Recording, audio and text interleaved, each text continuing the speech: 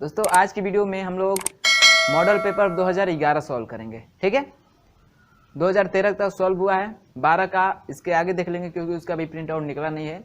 तो 2011 के देखने के बाद 2012 देख लेंगे। ठीक है, तो चलिएगा शुरू करते हैं 51 नंबर क्वेश्चन से। ठीक है, क्योंकि 51 से लेके 100 तक में फिजिक्स केमिस्ट्री मिक्स होता है। ठीक है, या कभी सीरियल नंबर से दे देगा या कभी इधर उधर देता है। ठीक है, तो देखिएगा 51 नंबर में फिजिक्स का क्वेश्चन है, 51 52 में, फिर उसके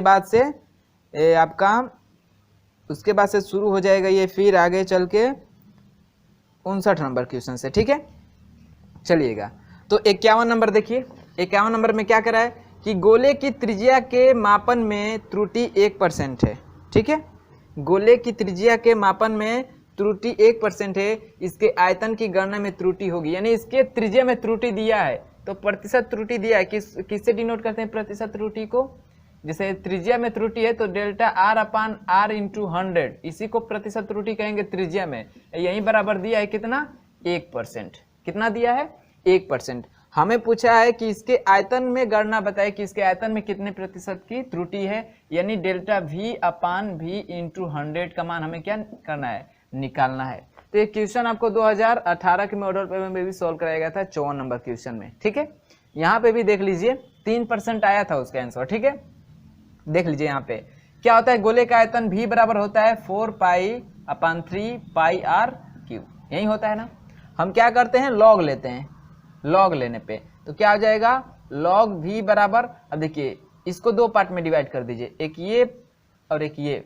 ठीक है, तो आपको पता है कि गुणा में होता है तो प्लस में बदलता है। ठीक है, तो क्या हो जाएगा, लॉग 4 पाई अपान 4/3 पाई और प्लस, अब देखिए ये क्यूब है, ऐसे लिखते हैं जैसे लॉग क्या लिखा जाएगा, लॉग आर का क्यूब, और जो क्यूब होता है यानी m का पावर n होता है तो n कहाँ चला आता है? आगे होता है ना, ऐसे कि लॉग m का पावर n है तो इसको लिखते हैं n log m लिखते हैं। तो ये m का मान है और ये n का मान है तो n आगे आ जाएगा, यानी इसको लिख देंगे 3 log r लिख देंगे। चलिए अब क्या करते हैं, इसका अवकलन कर देते हैं। अवकलन करने पर v के रिस्पेक्ट में, ठीक है, v के रिस्पेक्ट में अवकलन करेंगे तो इसका क्या, जैसे log x का अवकलन क्या होता है, log x का अवकलन होता है 1/x, उसी तरह log v का क्या हो जाएगा 1/v। ये तो अचर पद है, अचर पद का यानी log c अचर पद का अवकलन क्या होता है हमारा? शून्य होता है, क्योंकि 1/c होगा, अब फिर c का करेंगे तो शून्य से गुणा करेंगे तो ये टोटल वैल्यू क्या हो जाएगी? शून्य हो जाएगी, प्लस इसका क्या हो जाएगा 3, अचर पद बाहर निकल जाएगा, log r का 1/r हो जाएगा।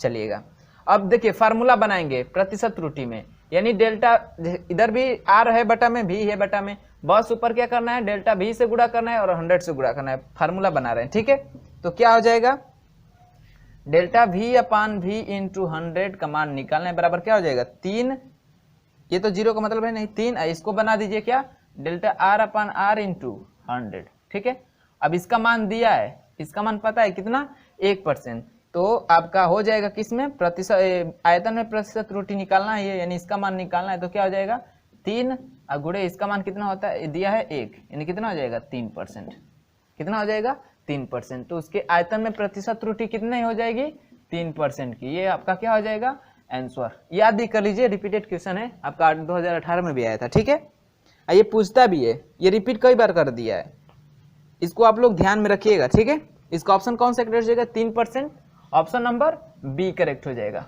Option number B. समझ में आया है? चलिएगा आगे देखते हैं 52 नंबर क्वेश्चन। ये भी आप ऐसा भी क्वेश्चन सॉल्व कर चुके हैं मॉडल पेपर में। ठीक है, सार्थक अंक बताना है जी कि 0.310 इंटू 10⁻³ में सार्थक अंक हैं। सार्थक अंक कितने हैं? तो हम लोग संख्याओं को काउंट कर लेते हैं, कितने हैं इसमें, कितने हैं, 1 2 3, कितने हो जाएंगे इसमें, सार्थक अंक की संख्या कितनी हो जाएगी, 3 हो जाएगी। ठीक है, ऑप्शन कौन सा करेक्ट हो जाएगा, ऑप्शन बी करेक्ट हो जाएगा, 52 का भी ऑप्शन नंबर बी करेक्ट हो जाएगा। ठीक है, ये कोटिमान वालों को हम नहीं लेंगे, इसको नहीं लेते हैं, सार्थक अंक में काउंट नहीं करते हैं। ठीक है, चलिएगा आगे बात करते हैं, कहां से शुरू होगा अब, 56 नंबर क्वेश्चन में, ठीक है, फिजिक्स में, फिजिक्स का क्वेश्चन बस सॉल्व करना है इसमें। अब 56 क्वेश्चन, ठीक है, कह रहे प्रकाश की किरण की तरंगदैर्ध्य यानी लेमडा का मान दिया है कितना, 0.00006 मीटर दिया है, ठीक है, कह रहे यह बराबर है ऑप्शन के अनुसार 0.6 माइक्रोन के, 6 माइक्रोन के, या 60 माइक्रोन के, या 600 माइक्रोन के, यानी माइक्रोन में चेंज करना है। तो आपको पता है माइक्रोन में कितना होता है, 1 माइक्रोन बराबर कितना होता है, 10⁻⁻⁶, यानी इस वैल्यू, यानी इस दशमलव को तब तक इधर घिसकाएं तब तक इसकी वैल्यू 6⁻⁻6 के बराबर ना हो जाए, क्योंकि इसी को तो हम 1 माइक्रोन, यानी इसी को तो माइक्रोन कहते हैं, इसी को क्या कहते हैं हम लोग, माइक्रोन कहते हैं, क्या कहते हैं, माइक्रोन कहते हैं, ठीक है। तो दशमलव को घसकाइए, क्योंकि दशमलव जितना उधर जाएगा आपकी घात माइनस में चढ़ती जाएगी। देखिए यहाँ से जाएगा तो 10⁻⁻1 चढ़ेगा, यहाँ पे 10⁻⁻2, यहाँ पे 10⁻⁻3, 10⁻⁻4, 10⁻⁻5, यानी यदि हम 6 गुणे लिखते हैं तो 6 गुणे 10⁻⁻5 होगा। क्या अभी ये इसके बराबर है, नहीं ना, अभी माइक्रोन में नहीं चेंज हुआ है। फिर और एक स्थान, यानी दशमलव अभी यहाँ तक है, एक और ले जाएंगे तो हम क्या लिख सकते हैं इसको 60, क्योंकि दशमलव और इधर ले जाएंगे तो 0 बनाना पड़ेगा। तो 60 गुणे 10 की पावर अब कितना हो जाएगा, -6, अब -6 लिख सकते हैं माइक्रोन, यानी 60 माइक्रोन के क्या है, बराबर है, 60 माइक्रोन के क्या है, बराबर है। ये हो जाएगा क्या, हमारा आंसर हो जाएगा, ठीक है। तो 60 माइक्रोन, ऑप्शन कौन सा करेक्ट हो जाएगा, 56 का ऑप्शन नंबर सी करेक्ट हो जाएगा, ऑप्शन नंबर सी। समझ में आई है, चलिएगा ऑप्शन के अनुसार करते जाएंगे, ठीक है। 57 में देखिए, 57 नंबर क्वेश्चन में क्या कह रहा है कि एसआई पद्धति में पृष्ठ तनाव का मात्रक है टेंशन, टेंशन टी बराबर क्या होता है, F/L होता है, F/L, ठीक है। तो F का मात्रक क्या होता है एसआई पद्धति में, न्यूटन, और L यानी लंबाई का मात्रक क्या होता है, मीटर। तो क्या हो जाएगा, न्यूटन प्रति मीटर, न्यूटन प्रति मीटर, ठीक है, न्यूटन प्रति metre, option number A correct हो जाएगा, ऑप्शन नंबर ए करेक्ट हो जाएगा, ठीक है। चलिए इतना हो गया। अब देखते हैं 59 नंबर क्वेश्चन में दिया है, ये समय ग्राफ है, आपको ये भी बता देंगे आप लोग। 59 नंबर में कह रहा है कि निम्न में से कौन सा समय ग्राफ एक समान गति को प्रदर्शित करता है, एक समान गति को, ठीक है, एक समान गति को। आपको ग्राफ दिख, यहाँ तो चित्र बना नहीं पाएंगे, ग्राफ आपको क्वेश्चन में दिख रहा होगा, ठीक है। देखिए कह रहा है कि एक समान गति को, एक समान गति किसे कहते हैं, यानी समान समय अंतराल में समान दूरी तय करे, तभी तो उसको एक समान गति कहेंगे, समान समय अंतराल में समान दूरी तय करे। तो देखिए जो पहला ग्राफ बता रहा है आपको क्वेश्चन में दिख रहा है, ठीक है, हम एक एक ग्राफ यहाँ पे बता के समझा रहे हैं, ठीक है। चलिएगा उसका ग्राफ देखिएगा, ये 59 नंबर का, ये यहीं पे बना के समझा रहे हैं। देखिए पहला ये वाला ग्राफ में ऐसे बनाया है, ठीक है, ये हमारा t है और ये हमारा x दूरी है, ठीक है, अरे सॉरी v है, वेग है, एक समान गति को प्रदर्शित करते हैं ना। तो गति है, क्वेश्चन में यहाँ पे दिख भी नहीं रहा है समान, यदि ये t है और ये v है, चलिए देख लेते हैं। तो एक समान गति को प्रदर्शित करता है कौन, ठीक है, यहाँ पे एक समान त्वरण होना चाहिए, क्योंकि v दिया है तो यहाँ पे पता नहीं क्या लिखा है, हमको तो लग रहा है गति लिखा है, ये x होना चाहिए, ठीक है, ग्राफ में आपका x होगा, क्योंकि x और t होता है तो गति वेग को बताता है, ठीक है। तो देखिएगा यहाँ पे देख रहे हैं कि समय हमारा बढ़ रहा है, लेकिन जो दूरी है वो क्या है, फिक्स है, क्योंकि यहाँ से आपका समय होगा 0, 1, 2, तो ये समय तो बढ़ रहा है, लेकिन आपकी जो गति यानी जो दूरी है वो तो फिक्स, एक जगह आपकी, जैसे मान लीजिए यहीं पे है तो ये 1 पे खड़ी, जैसे 0, 1, 2, तो ये 2 पे ही खड़ी है, यानी ये आगे नहीं बढ़े, तो ये क्या एक समान गति को प्रदर्शित कर रहा है, ये तो विरामावस्था को प्रदर्शित कर रहा है, क्योंकि विरामावस्था में समय तो बढ़ता है लेकिन वस्तु अपने स्थान से हटती नहीं है। तो ये हमारा ऑप्शन ए क्या हो जाएगा, गलत हो जाएगा। ऑप्शन नंबर बी में देखिए क्या कह रहा है, बी में ऐसे बनाया है, ऐसे बनाया है, ठीक है, यानी ये t है हमारा, ये x है। देखिए समय 1, 2, 3 जैसे बढ़ा तो जो उसकी गति है क्या होती है, बढ़ती जा रही है, यानी समय के अनुसार क्या हो रही है, उसकी गति बढ़ती जा रही है। तो एक समान हमें बताना है, ये तो बढ़ती जा रही है ना, तो ये भी हमारा गलत हो जाएगा, ये क्या हो जा रही है, बढ़ती जा रही है, ये भी हमारा गलत हो गया। ऑप्शन सी में देखिए, ऑप्शन सी में ऐसे बनाया है, यानी क्या हो रही है, घटती जा रही है, क्या हो रही है, इधर देखिए 0, 1, 2, 3, 4 ऐसे जाएगा, ठीक है। तो जब समय का मान बढ़ता जा रहा है तो इसकी गति क्या हो जा रही है, कम होती जा रही है, यानी ये धीरे हो, यानी समझिए विरामावस्था में आ रही है। और ये जो बी ऑप्शन बनाया था ये स्पीड में जा रही है, अब ये स्पीड से स्लो कर रही है, ठीक है। और ए वाला में क्या था आपका, रुका हुआ था। तो 3 ऑप्शन ऐसे ही गलत थी, तो आपको पता ही है चौथा ऑप्शन आपका करेक्ट होगा ही। और चौथा ऑप्शन यानी डी में आपको बनाया है ऐसे, ये हमारा टी है, ये एक्स, देखिए माने 0 है तो ये 0 पे रुकी रहेगी, 1 होगा तो ये इधर 1, यानी ऐसे हर जगह क्या होती जाएगी, ये बराबर होती जाएगी, यानी 1 सेकेंड 2 सेकेंड 3 सेकेंड, तो 1 मीटर 2 मीटर 3 मीटर, यानी हर समय अंतराल में ये समान दूरी तय कर रही है, ठीक है। अभी आपको ऐसा कोई दिखे ना ग्राफ तो समझिए वो एक समान को प्रदर्शित करता है, एक समान को प्रदर्शित करता है। तो ये जो 59 नंबर क्वेश्चन है इसका कौन सा करेक्ट हो जाएगा, ऑप्शन नंबर डी करेक्ट हो जाएगा, ऑप्शन नंबर डी। या ऐसे नहीं आए तो आप लोग 3 तो ऑप्शन चेक ही कर लीजिए, चेक कर लिए 3 गलत तो चौथा ऑटोमेटिक आपका सही होगा, क्योंकि 4 ऑप्शन में से कोई ना कोई तो सही होगा ही, ठीक है। तो चलिएगा, इतना समझ में आया है, समझ में आया इतना, चलिए नोट करिएगा फिर आगे देखते हैं, नोट करिएगा इतना, चलिएगा 59 तक हुआ। अब देखिए 59 के बाद आपका 64 नंबर क्वेश्चन आपका फिजिक्स है, ठीक है। 64 65 66 3 क्वेश्चन यहाँ पे कहते हैं ना कि इधर उधर देता है, ठीक है। तो हम लोग उसमें से निकाल के कर रहे हैं कौन कौन से नंबर पे दिया है, ठीक है। तो 59 के बाद आपका कौन सा आ गया, 64 आ गया, ठीक है। इधर नंबरिंग कर दूं, यहाँ पे देखिए सबसे पहले हम लोग शुरू किए 51 नंबर क्वेश्चन, उसके बाद से 52 नंबर, उसके बाद से कहाँ पे चले गए थे 56 नंबर क्वेश्चन पे, 56 के बाद 57, उसके बाद से 59, इतना हुआ था, ठीक है, उतना हुआ था। अब 59 के बाद आए हैं 64, 64 पे 64 65 64 65 और 66 यहाँ पे सॉल्व करेंगे, ठीक है। और उसके बाद से इतना सॉल्व करने के बाद फिर हमारा केमिस्ट्री चालू हो जाएगा, फिर उसके बाद 74 से शुरू होगा, यानी 74 और 75 ये क्वेश्चन ऐसे सॉल्व करते जाएंगे, ठीक है। आगे अब से हमको लग रहा है कि मिलता जाएगा आपका फिजिक्स का ही, उसके आगे मिलता जाएगा, ठीक है, इसके आगे आपका फिजिक्स का ही है, ठीक है।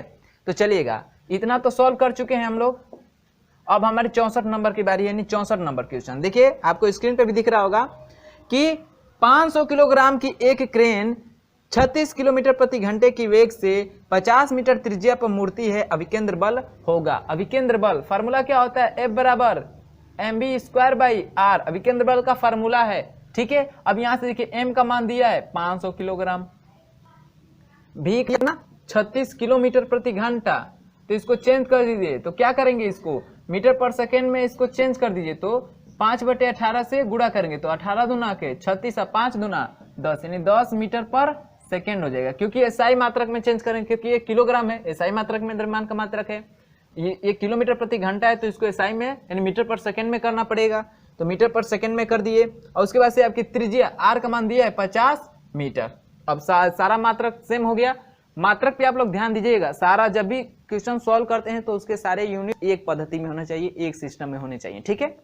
अब सब हो गया, तो इस फार्मूले पर रख के सॉल्व करिए, तो क्या हो जाएगा F बराबर m का मान 500 गुणे v का मान कितना है 10, तो स्क्वायर है तो 10 गुणे 10, ठीक है, बटे में r का मान कितना है 50, कटा दीजिए 10 बार में कट जाएगा, यानी F बराबर 10 गुणे 10 गुणे 10 यानी 1230 यानी 1000 न्यूटन। तो अभिकेंद्र बल कितना हो जाएगा 1000 न्यूटन। ऑप्शन कौन सा करेक्ट हो जाएगा, ऑप्शन नंबर बी करेक्ट हो जाएगा, ऑप्शन नंबर बी। समझ में आया है, बिल्कुल आसान था।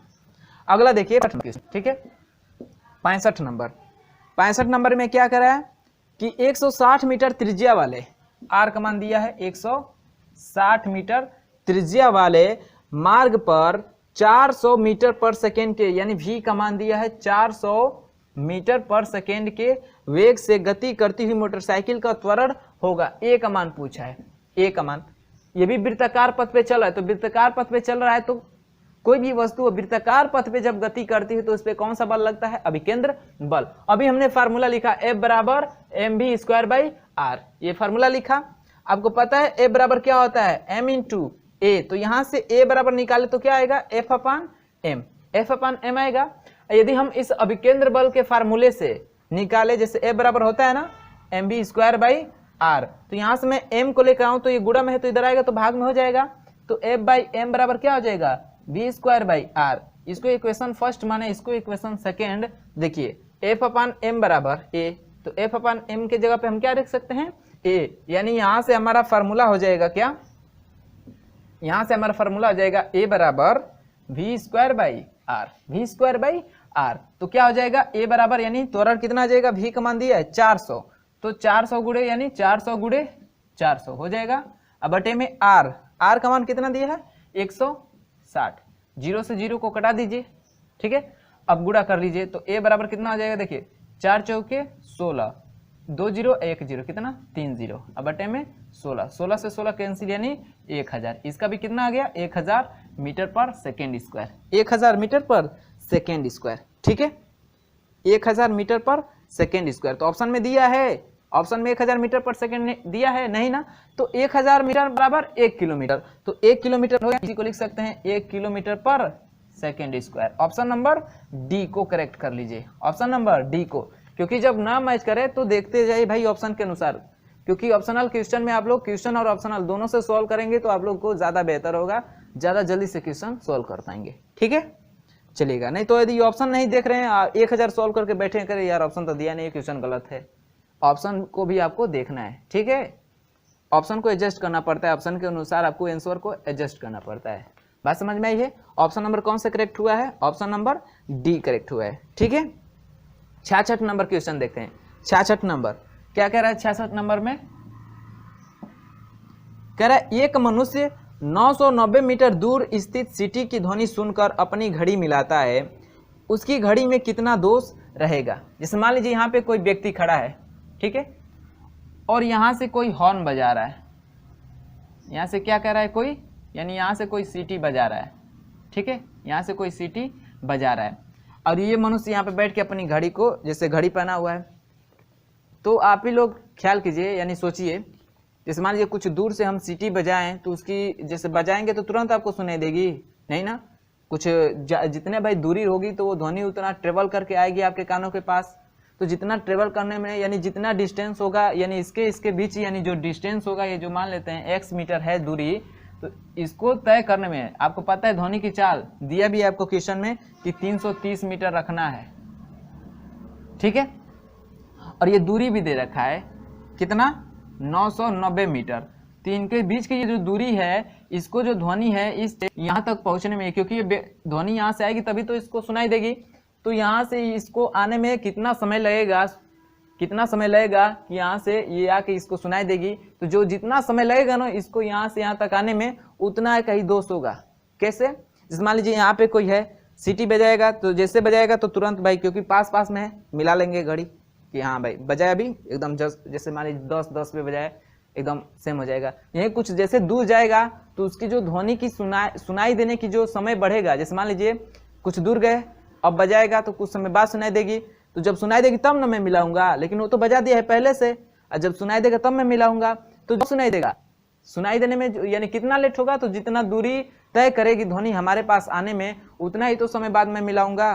तो ये जो दूरी इसको यहाँ से यहाँ तक, यानी ये जो दूरी है, इतने वेग से जो ध्वनि की चाल है, जितना इसको तय करने में समय लगाएगी, वहीं जो होगी क्या होगी, घड़ी के सुस्त होने का समय भी होगा, वहीं क्या होगा, घड़ी के सुस्त होने का समय भी होगा। तो यहाँ से हम समय निकाल देंगे टी बराबर, तो समय बराबर क्या होता है, दूरी बटा में चाल, दूरी बराबर दिया है कितना 990, और चाल कितना है 33 0, तो 0 से 0 कैंसिल, 33 दिया 90 यानी 3 सेकेंड का। तो जो उसकी घड़ी में सुस्ती होगी वो 3 सेकेंड का, पास में रहा तुरंत सुन लिया। जैसे 900 मीटर दूर गया, 990 मीटर, तो जो ध्वनि सीटी मारेगा तो 3 सेकेंड बाद इसको सुनाई देगा, तब टाइम मिलाएगा कि हाँ भाई, जैसे मान लीजिए यहाँ पे था तो 10 पे बजाया, सही हो गया, वहीं दूर गया वहां पे भी समय मान लीजिए तभी 10 हो रहा है, बजाया उसने 10 पे बजाया, अब इसको यहाँ तक आने में 3 सेकेंड लग गया, तो ये कब सुनेगा 13 पे सुनेगा, तब घड़ी मिलाएगा, लेकिन वो बजाया कब 10 पे बजाया, तो इसकी घड़ी में सुस्ती कितने की होगी 3 सेकेंड की, जो ये ट्रेवल करने में जो समय लगेगी ना, यही सुस्ती को बताएगा, तो कितने को 3 सेकेंड को, ठीक है। ऑप्शन नंबर कौन सा करेक्ट हो जाएगा, 3 सेकेंड, कहाँ गया 3 सेकेंड सुस्त होगी, तेज नहीं 3 सेकेंड सुस्त होगी, ठीक है, ऑप्शन नंबर बी करेक्ट हो जाएगा, ऑप्शन नंबर बी करेक्ट हो जाएगा, क्योंकि वो घड़ी वो तो पहले ना, इसको जब आया है सुनाई दिया है तो तब तक समय बढ़ रहा है, ठीक है, तो क्या होगा 3 सेकेंड सुस्त होगी।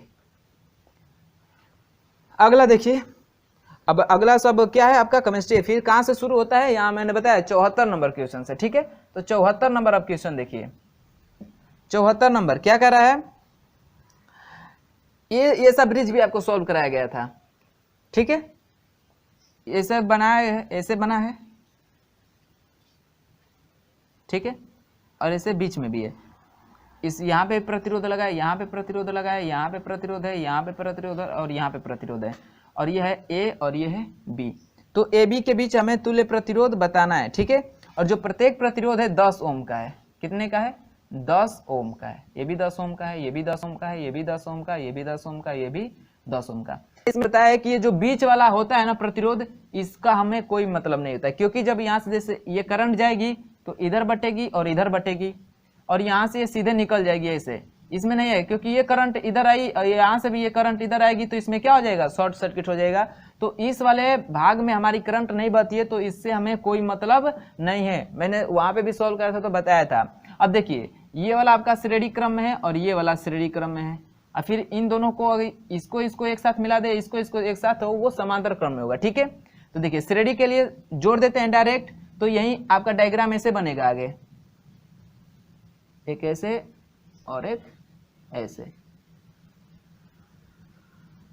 ठीक है, यानी ये 10 ओम और 10 ओम कितना हो जाएगा, 20 ओम का एक साथ, 10 ओम 10 ओम 20 ओम का एक साथ। अब ये समांतर क्रम में हो गया। मैंने फार्मूला भी बताया कि जब समान हो प्रतिरोधों की संख्या, श्रेणी क्रम में हो तो डायरेक्ट गुणा कर दीजिए n से, यानी कितने प्रतिरोध है गुणा कर दीजिए, किसी एक वैल्यू को उठाइए उसमें जितने प्रतिरोध हैं गुणा कर देंगे तो श्रेणी क्रम में निकल जाएगा। कब, जब वैल्यू समान हो तब। समांतर के लिए क्या बताया है, भाग कर दीजिए, तो हमारा R यानी टोटल प्रतिरोध कितना हो जाएगा 20, अब बटे में कितने प्रतिरोध है 1 2, तो 2 से भाग कर दीजिए, कितना आ जाएगा, यानी R बराबर कितना आ जाएगा 10 ओम, कितना आ जाएगा 10 ओम, ठीक है। तो ऑप्शन कौन सा करेक्ट हो जाएगा, 74 का ऑप्शन नंबर ए करेक्ट हो जाएगा, 10 ओम। 74 का ऑप्शन नंबर ए करेक्ट हो जाएगा, ठीक है। 75 नंबर देख लीजिए यहीं पे, 75 नंबर भी बिल्कुल आसान है। 75 नंबर भी आपका किरचॉफ का द्वितीय नियम है, सॉरी प्रथम नियम, संधि का नियम, ठीक है। आपका चित्र बना है ऐसे,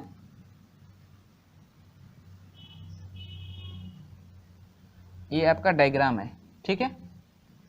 अब देखिए यहां से हमारी 4 एम्पियर की धारा आ रही है, तो यहां से भी 4 एम्पियर की धारा आ रही है, सॉरी 2 एम्पियर की, 2 एम्पियर की, और यहां से 3 एम्पियर की धारा निकल रही है बाहर, और यहां से 5 एम्पियर की धारा निकल रही है बाहर, और यहाँ पे धारा आई जा रही, तो इसी धारा का मान निकालना है कि कितना जाएगी। तो किरचॉफ का प्रथम नियम यानी संधि का नियम या धारा का नियम बताया था कि जितनी, यानी किसी भी जंक्शन पे जो धाराएं जितनी मिलती हैं, ठीक है, उतनी ही धारा बाहर निकलती है, यानी जो धाराओं का योग होता है बीजगणितीय योग, वो क्या होता है, शून्य होता है, अर्थात संधि की तरफ जाने वाली धाराओं का योग बराबर होता है संधि से दूर जाने की धाराओं के योग के बराबर। तो देखिए कौन कौन सी धारा दूर जा रही है, एक संधि से ये बाहर निकल रही है और एक ये बाहर निकल रही है, तो इसका योग कितना है, इसका योग कितना है 8 है, 5 3 8, यानी 8 एम्पियर की धारा निकल रही है। इसका मतलब 8 एम्पियर की धारा भी संधि की तरफ आई होगी, ठीक है।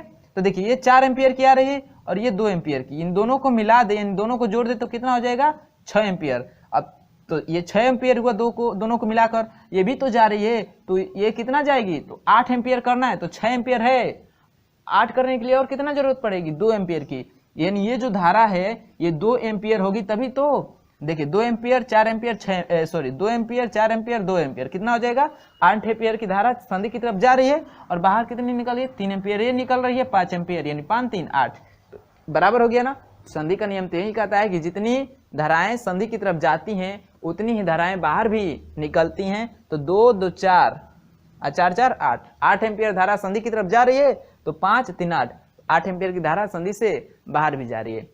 बात समझ में आई है। तो इस आई का मान कितना है 2 एम्पियर, कितना है 2 एम्पियर। तो इसका भी ऑप्शन नंबर कौन सा करेक्ट हो जाएगा 75 का भी ऑप्शन नंबर ए करेक्ट हो जाएगा, 75 का भी ऑप्शन नंबर ए करेक्ट हो जाएगा। बात समझ में आई है। चलिएगा इतना नोट करिएगा, फिर आगे आपका सब फिजिक्स ही है, ठीक है, तो उसको देखते हैं। नोट करिएगा इतना,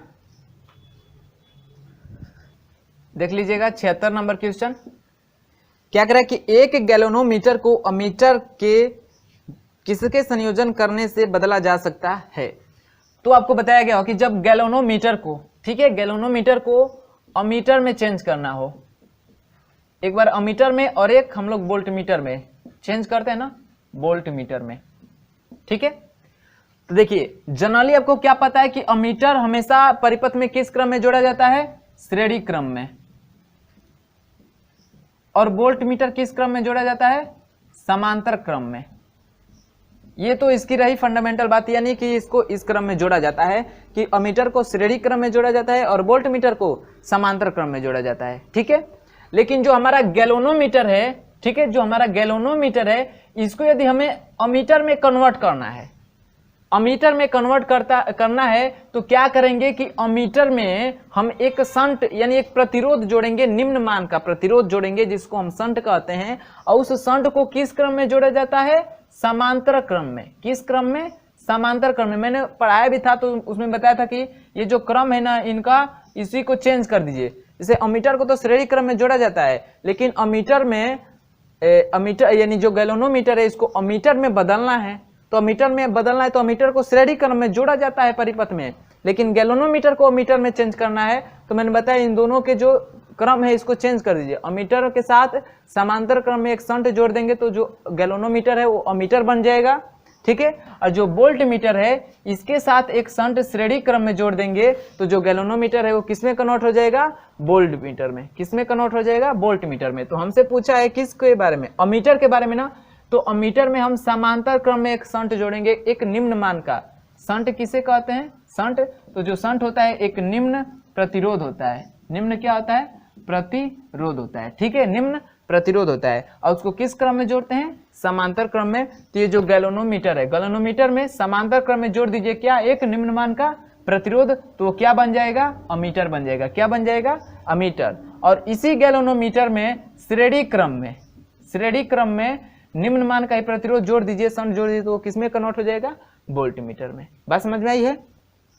तो अमीटर में कन्वर्ट करना है, मैंने बताया था डायरेक्ट आप लोग को कि गैल्वेनोमीटर को अमीटर में चेंज करना हो तो अमीटर को किस क्रम में जोड़ते हैं, श्रेणी क्रम में। दो ही क्रम होगा, एक श्रेणी है तो समांतर, तो श्रेणी क्रम में जोड़ा जाता है अमीटर को। तो इस क्रम को चेंज कर दीजिए, श्रेणी क्रम यानी समांतर क्रम कर दीजिए। तो गैल्वेनोमीटर में समांतर क्रम में एक शंट जोड़ दे तो वो किसका काम करेगा, अमीटर का, ठीक है।